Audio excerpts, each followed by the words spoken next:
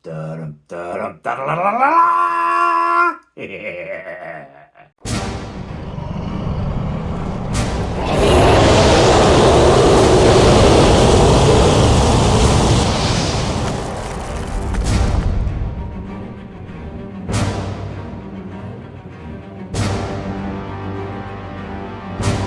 Hello everyone, I'm Father Aaron. Welcome to The Dungeon Minister! and The Horde of the Damned. Alright, so finally, months after he sent it to us, months after I had it in my hot little hands, the Horde of the Damned will hit the table. So here's the deal. Paint Minis Live, great channel, check it out, painted up a whole army of skeletons for our game. It was a lovely gesture, just as a sort of, act of kindness, of generosity on his part. Sent the whole thing in this awesome box, which I'll get into later. There was actually an opening, an unboxing of it, so check that out if you want to know more about the thing itself, but they will make an appearance in this video. At any rate, it's been months, and I really wanted to get them involved, but the party decided to go north and fight a dragon instead.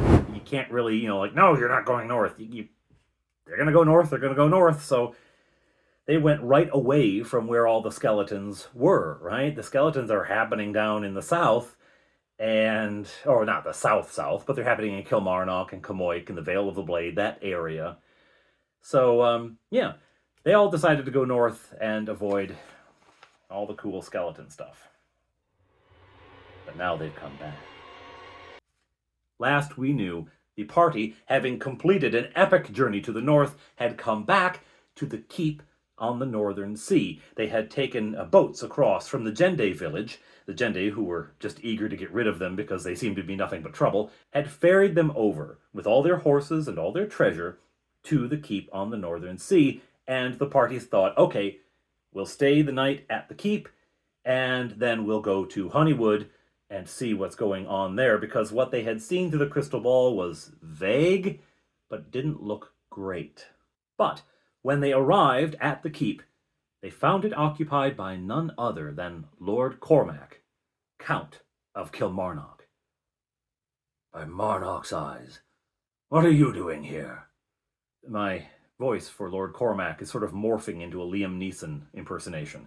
I'm in a contest with Tale of the Manticore. Anyway, what are you doing here? Well, what are we doing here? What are you doing here? Now, they had seen the fall of Kilmarnock through the crystal ball. They had seen Bargle, actually, on the seat of the Count at Kilmarnock, and Sandor Clegane standing with him, and so they reasoned that Sandor Clegane had betrayed the Count. Now, this goes way back to the Coile Jomhair, when Fleetwood looked into the pool, the scrying pool, the sorcerer's pool, and it showed him Sandor Clegane, and he felt a rise of rage and anger in himself. All right? At the time, Sandor was their ally. Sandor was the right-hand man of the Count, had helped them, and so it was questionable. Why this rage? Why this anger? But they thought, okay, he's not a good guy. And of course, this has proven it out. This has revealed what that source of rage was to be. He has betrayed his Count. And this is much the story that Lord Cormac tells to the party. First of all, he ushers them inside. Come inside. It is dangerous to be out. There are many spies. He brings them in and begins to relate to them all that has happened, directly, no longer through the haze of the crystal ball. You know that I opposed the king's plan to make his son the presumptive heir, to turn the kingship into an inherited title. This is the king's plan, but mostly the queen's plan. I have opposed it. The Baron of Cormac seeks power, and he thought to do so by supporting the king, hoping he would be rewarded. He has been. Cormac attacked, along with the Vale of the Blade. The Baron of the Vale of the Blade had always been my friend and ally, but he has been deposed. Somehow his cousin, Malky, who goes by the name of Bargle, took his place, supplanted him. I have no idea where the true Baron is. I have no idea what has happened to my friend. He may have conspired with the orcs to the east of the mountains. He is certainly still allied with the werewolves. Cormac and the Vale attacked Kilmarnock, supported by soldiers from the king himself. But Kilmarnock is well defended. You know the city. It was not difficult to repel them, to hold them at bay, and as we are well supplied and well watered, there was no danger of them taking the city, not by force, but by treachery. One night, my wife and I awoke to men bursting into our room. It was Sandor and some men loyal to him. They took us captive. We did not know then what had happened to our children. We pleaded to know where they were, but to no avail. They dragged us down into the deepest dungeon, locked us in, and left us. And then Sandor opened the gates of the city and let in the armies of Cormac and the Vale.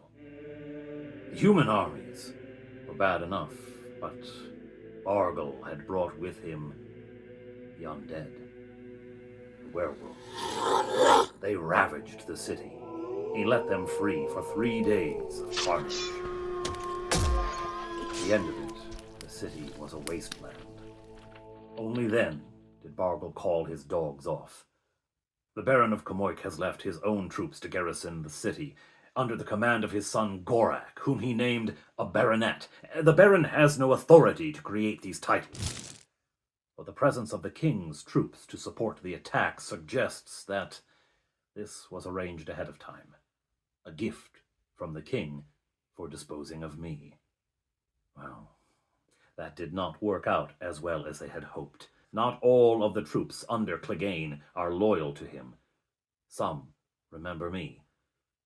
They came and freed my wife and I. They revealed that when the arrests were made, they made sure they were in charge of taking my children and took them to safety.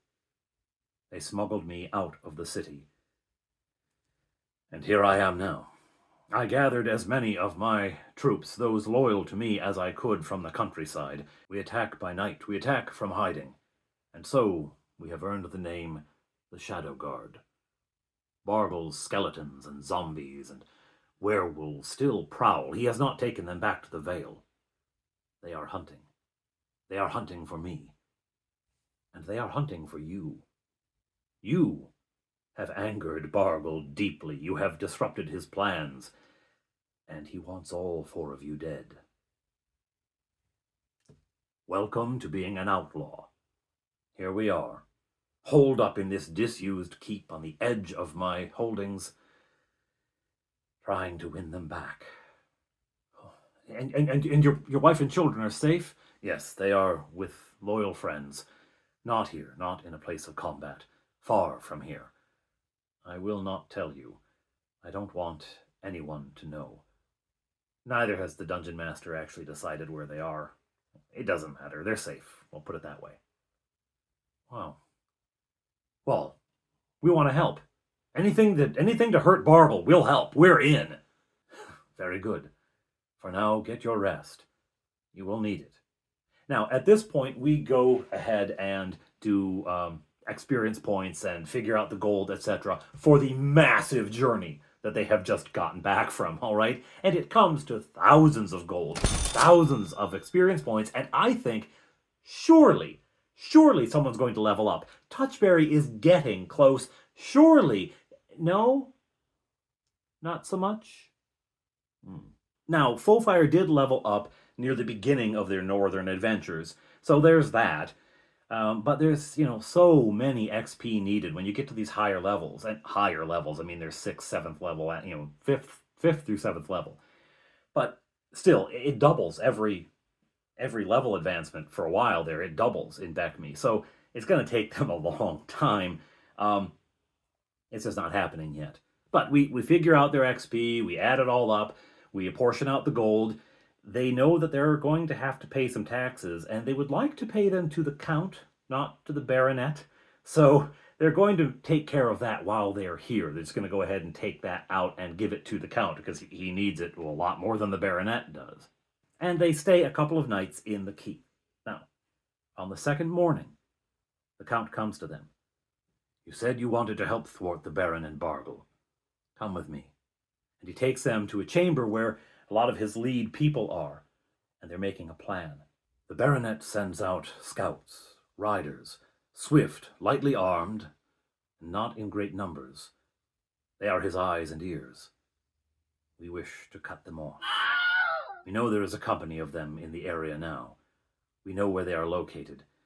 The Baronet has eyes, but so do we.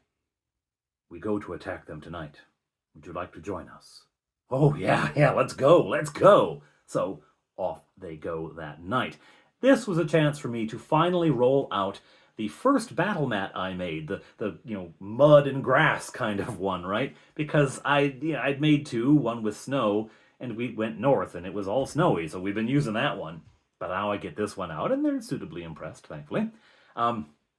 They do have to imagine that the trees don't all have snow on them, because it's warming up now. It's spring in our world.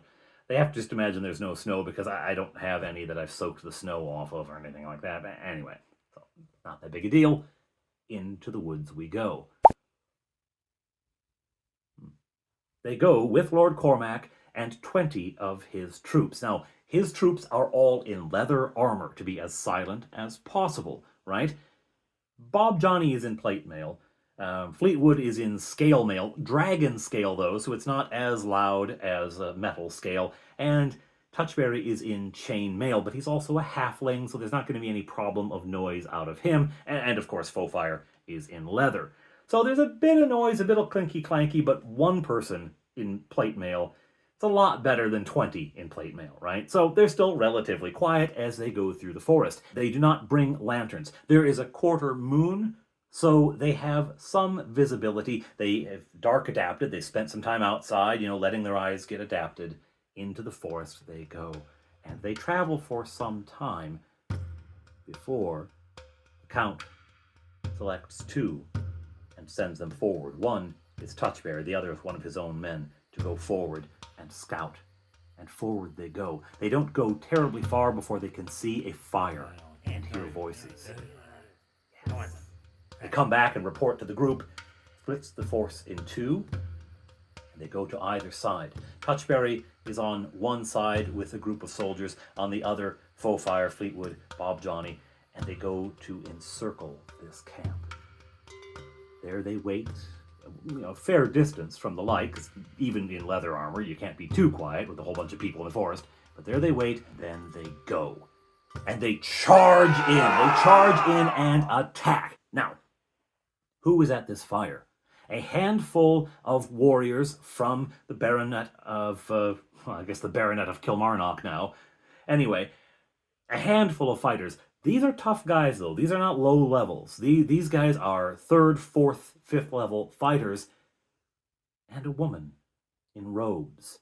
A magic user. Now, they don't get a good look at her. As I say, it's night. There's a fire.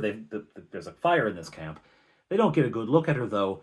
So they don't know who she is, but they recognize, the elves can recognize there's a spellcaster here. And so they decide their first move is to attack her.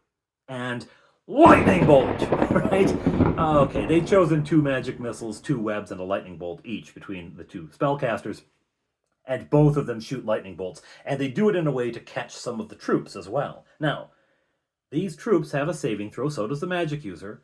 And the magic user makes both of hers. One of the soldiers fails his and is fried, just fried by Fleetwood's lightning bolt. The other saves and is still alive, and it surprises him, even though he's made a save. And I think Fleetwood had rolled like 19 points of damage. So even though he makes the save, it's still surprising that he's alive. And this is when they find out that these are no, foot soldier grunts. These are no low-level schmucks. Anyway, takes one of them out, hits the magic user. So does Bob Johnny, hits the magic user and fries a couple of soldiers of his own, and the rest of the troops attack. There is a battle. Now, one of the bad guys, one of the Kamoik soldiers, comes rushing toward, I think it's toward the Count, and he's going to attack. The figure has this huge hammer. These figures are fabulous, by the way. They're from Shonuff, who gave them to us, so thank you for those as well. They're fabulous. He comes charging in with his huge hammer, and I roll the attack, and he gets a 1. Now I have a nat 1 table, a critical failed table, right? And that I roll on, and I roll that he slips and falls.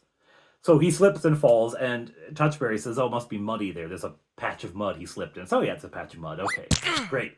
Fight goes on, and it's back and forth, and it's going very much in the favor of the Count's men. There's 20 of them, right? They've left a couple behind to watch the perimeter in case someone else comes to reinforce, right? So Touchberry rushes in to attack. Well, the guy who slipped and fell is back up on his feet, and he's battling some soldiers. And Touchberry rolls a 1. And instead of going to the table to decide what happens, I say, "Oh, you hit the same patch of mud." Because he was roughly in the same area as the guy. So you slip and you fall too. This becomes a thing.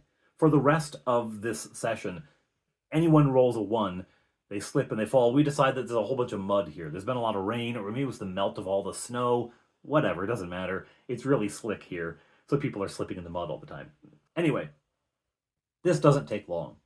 Eventually, the only one standing is this stronger soldier who'd been fried the first time, and the magic user. Now, she has taken a number of hits, right? They have sent... Foefire's been shooting at her with arrows, and actually hitting sometimes. It's nice, But she's still standing. She then casts a spell of haste, and begins to boot it double speed, right? So does, when she moves, the soldier who was left sees, and he cowers out too and starts running. Well, I mean, come on, there's still like 18 enemy soldiers here. They've taken out a couple of the Count's troops, but there's no way, right? So they're just running. Well, both Fleetwood and Bob Johnny still have a magic missile each left, and they fire them. 6 missiles go flying at this woman, and it's just too much for her, limited hit points as a magic user. Down she goes. They're about to chase after the soldier who's running away when the Count calls them back. "No, let him go. He will report to his masters. Let him. I have scarcely 100 soldiers under my command. The power of the Shadow Guard is largely in its reputation. The more they fear us, the better. The more mistakes they will make. Now, let us gather up our dead. We will take these horses, see if there's anything we can learn in this camp. Loot the bodies." And they do. They find stray gold and whatnot on the bodies of the soldiers, which they give to the Count. The woman, the magic user, they search diligently because they know there could be a spell book involved. There is no spell book on her. She has learned, well, whose example she learned from is another story, but she knows not to bring her spellbook with her into the forest, so she doesn't have anything like that. But she does have a scroll case. And they get excited. "Ooh, a scroll, a magic spell," they uncork it. This, by the way, is an opportunity for me to use one of the scroll cases I made. There's a video about that. I don't use the fancy one. That I've made a scroll case from one of the halfling guard, the nightingales. Okay, the nightingale guard. So I don't use that one.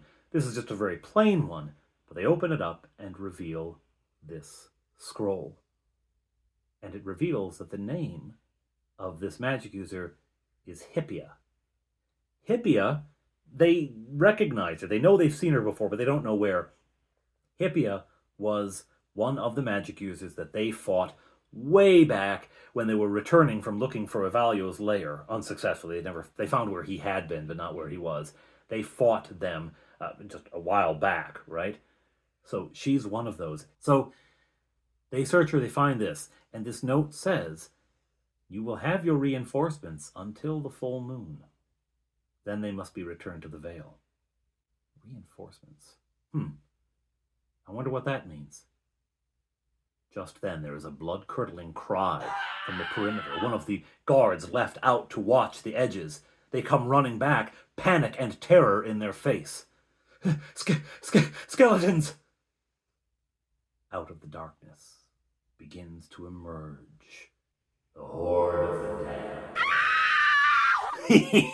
This is where we finally get to see. I finally get to use Bill's excellent army of skeletons that he sent under the command of General Panic. Okay. It's fun. I start setting them out, and as I'm setting them out, the reactions, right? Like, oh dear. Oh dear. Oh no. Oh dear. Oh, I hate the undead, right? As they come out, and I'm setting one after another. Now, when I've gone out and bought skeletons, I've bought like 4. And I've painted them up and brought them out. And so they're used to fighting 4 or 6. I later bought 2 more, right? So I had a total of 6 skeletons. So they're used to fighting about 6 skeletons at a time. And they'll come in waves, right? And just another 6 show up. Oh, no. Just putting skeleton after skeleton down and this mounting nervousness around the table, right? As they see all of these skeletons. And then I bring out General Panic. Now, he's got a name that I've forgotten right now. I'll put it on the screen over here. That's actually his name. But General Panic was the sort of, the nickname for him. So we call him General Panic in the battle. Now, this combat is massive. I can't give you a blow-by-blow because there were just too many blows, right? It was huge. There are skeletons coming out everywhere. Fleetwood and Touchberry are down to one end of the clearing, and so they face off against a group coming that way, along with a few of the Count's troops. Meanwhile, Foefire's about in the middle, and so she's firing arrows, and Bob Johnny is down at the other end near the Count, and he is there when General Panic shows up. General Panic, the leader of this group, in service to Bargle, in service to whomever Bargle puts him under, but the direct commander of these skeletal troops. He is fearsome. I mean, look at this. It's awesome. I gotta say, again, Bill T over at Paint Minis Live, wow. Wow. Such an amazing job. In fact, when the skeletons came out on the board, Touchberry made this comment. I can't believe Paint Minis Live can paint this well. Yeah, I can't believe he can paint that well either. It's amazing. It's astonishing. So, they're all on the board, and it is wild, right? The combat near the north is a little bit easier because there's fewer skeletons in that direction, but Fleetwood gets hit a couple of times up there. Touchberry, I think, escapes that particular round of combat unscathed. Once they have defeated their opponents, they come back to the other end, charging to help Count Cormac, because they see he's surrounded, and they see that General Panic is aiming right at him, charging in with his lance. Boom! He hits. He hits, and he hits hard. It's a 1d10 of damage. He rolls a 9 the first time. It was a bad hit. And the Count's also surrounded by skeletons on foot. They know who he is, and they are after him, right? He has a bodyguard with him, one of the most powerful of his own troops. And none of his troops are first level either. These are all relatively, experienced, at least second level. They've been involved in a battle, in a war for quite some time now. So it's back and forth all over the place. At some point, the model of Bob Johnny loses his arm. It's glued on. It's metal. It's really hard to glue metal. I don't know. And, Bob Johnny is the youngest. He tends to kind of play with his mini, so the arm falls off. We make a joke about that. Obviously, Bob Johnny's arm doesn't actually fall off in combat. He does have his axe, and he uses it to good effect. Brasingas! And he's laying about him with that. Touchberry, other than that one miss where he rolled a 1 and slipped and fell, does not miss. Every single turn he hits. During this combat, the joke about the muddy ground continues. Anytime anyone is rolling a 1, they slip in the mud. It just becomes kind of a thing. It's funny. But the humor is sort of short-lived because it becomes desperate. They are losing troops like crazy. Soldiers are going down everywhere. Bob Johnny gets hit. Fleetwood, I said, gets hit. Touchberry, as he comes further down to join the fight there, he gets hit. Bob Johnny webs some skeletons right off the bat, including General Panic. But because of General Panic's size and the fact that he's on this horse, he does break out after 2 rounds. He does get out of that, and he's in attacking the Count. The Count has with him a bodyguard. A note on the Count's troops: These are these little tiny plastic soldiers, these tiny plastic medieval soldiers that I bought. They're way out of scale, but they at least hold a place on the board because I don't have that many minis. I don't have 20 minis because that's the number that the Count took off with. It's 20 soldiers, right? So anyway, there's a bodyguard that stays right tight to the Count, and he really takes a wallop. The skeletons are coming at the Count, and he's trying to get himself between the Count and the enemy, so this bodyguard is hit and hit and hit. Luckily, he's a higher level fighter. He's a 9th level fighter himself, so he's taken a lot of hits, but he's pretty strong. It's a mess, though. It's a glorious mess. At one point, Bob Johnny comes around to the other side because he wants to web General Panic again, and he doesn't want to web the Count because the Count is right there, so he's running around. The General is on his horse, backing up and coming back and attacking, charging through and back around, right, at various points. He's in and out of the clump. But Bob Johnny does web him and holds him for a couple of rounds. He's unable to attack, which is good, because the Count gets down to 8 hit points. 8 hit points. This is a high level. I'm not going to say what he is or what his level is, because the players don't know that yet, and you can come along on that with them. He's a high-level character, and he's got a pile of hit points, but he gets down to 8 because the skeletons know. They know which one is Lord Cormac. They know which one they are there to kill. And so they focus on him with all their intensity. And the only thing that keeps the other skeletons off of the Count is the other troops that are around. Now, it's a wild fight. Finally, Fleetwood and Touchberry do make it down to aid in the battle on the other end of the field, and that turns the tide because it was pretty desperate. It was pretty even. I mean, they were taking skeletons out, but then new ones would show up, and soldiers were dropping, right? The Count loses 12 soldiers in this battle. 2 of them earlier to the humans, but 10 of them to these skeletons. And you want to think about, he's got around 100 soldiers. 12 of them die. Literally decimating his troops, right? Anyway, it's bad. It's bad. Fleetwood and Touchberry come down, and they do turn the tide. Fleetwood is cutting down skeletons right, left, and center, and Touchberry charges in against General Panic. Now, he's a halfling, and the general's on a horse, so he can't really get the general with his sword, but he can get the horse, can't he? He can get the horse, and the horse has been taking damage all along as well, as, you know, depending on the position. At one point, Bob Johnny was chopping at General Panic as he was going by, and I said, well, the only thing you can get is the back of the horse. That's what you can reach. So he's hit the horse. So in comes Touchberry. He's gonna get him, and he rolls nat 20. I always do double dice for a nat 20, right? So he's using a short sword, 2 6-sided dice. Boxcars. Boxcars! Plus his strength bonus, plus his magic sword. Boom! He does 15 points of damage in one hit to that horse. Skeletal horse. All right. At this point, General Panic looks around. He has 4 skeletons left, and 2 of them are trapped in a web still. This is not good.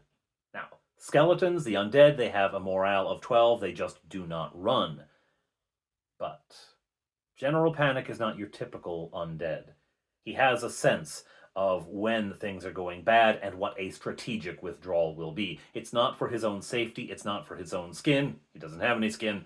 It is because it makes more strategic sense, more tactical sense to withdraw now and fight later. So he boots it. He boots it, charging through the soldiers that are there. The hooves come down, crashing into the troops. Touchberry rolls away just in time, and off the horse goes. Fleetwood says, let's grab the horses, from the scouts, from Gorak's troops. Let's grab the horses and chase after him. But by the time they untie the horse, saddle the horse, mount, and he's gone. General Panic is gone. All right, they come back. it is a sober scene. It is a sober scene as the Count realizes how many of his soldiers, his loyal soldiers, who followed him when the county fell, when Kilmarnock fell, they stuck with him, and he realizes how many have died. Gather our dead. We will return to the keep by a circuitous route, make it harder for them to follow us. We'll have to cover our tracks as we go.